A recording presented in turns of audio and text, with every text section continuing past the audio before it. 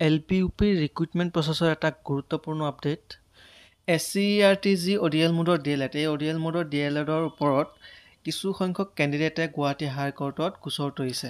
Regular মোডত DLED কৰাসকলে এই গোচৰ তৰিছে। আৰু ইয়াতে দেখিব পাৰিছে ৰেজিষ্ট্ৰেশ্যন ডিটেইলছ WPC/1208/2024 আৰু এইফালে ফাইলিং ডিটেইলছ WPC/2213/2024। এইটো এটা যথেষ্ট গুৰুত্বপূৰ্ণ বিষয় বুলি ক'ব লাগিব এইবাৰৰ LPUP ৰিক্ৰুইটমেণ্টৰ ক্ষেত্ৰত, কিয়নো NISৰ যি DLED সেইটো সুপ্ৰিম কোৰ্টে ইতিমধ্যে এইবাৰৰ আবেদন প্ৰক্ৰিয়াৰ পৰা বঞ্চিত কৰি ৰাখিছে বা তেওঁলোকক বৈধ বুলি ঘোষণা কৰা নাই NISৰ DLEDক।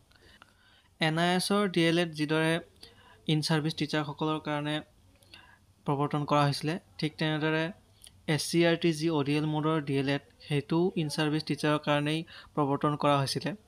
গতিকে তেনে প্ৰসংগত NISৰ DLEDৰ যি জাজমেণ্ট সুপ্ৰিম কোৰ্টে দিছে, সেই তাৰেই প্ৰসংগতে বা তাৰেই যুক্তিতেই একে যুক্তিতেই আকৌ এইটো SCERT DLEDৰ ওপৰতো গুৱাহাটী হাইকোৰ্টত কিছু সংখ্যক ৰেগুলাৰ কেণ্ডিডেটে গোচৰ তৰিছে।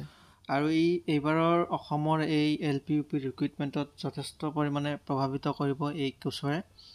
আৰু ইয়াৰ পিটিশ্যনাৰসকলৰ ইয়াতে তালিকা আপোনালোকে দেখিব পাইছে, লগতে ৰেছপণ্ডেণ্টসকলৰো তালিকা আপোনালোকে চাই লওক। ৰেছপণ্ডেণ্টসকল আছে the state of Assam and 5 ORS, তাৰপিছতে আছে আমাৰ DEE, the director of elementary education government of Assam, তাৰপিছতে দ্য ইউনিয়ন অফ ইণ্ডিয়া, তাৰপিছতে NCTE, আমাৰ যি ইষ্টাৰ্ণ ৰিজনেল অফিচ তেওঁলোকে ৰেছপণ্ডেণ্ট, তাৰপিছতে 5 নম্বৰত NIOS national institute of open school, আৰু 6 নম্বৰতে আছে আমাৰ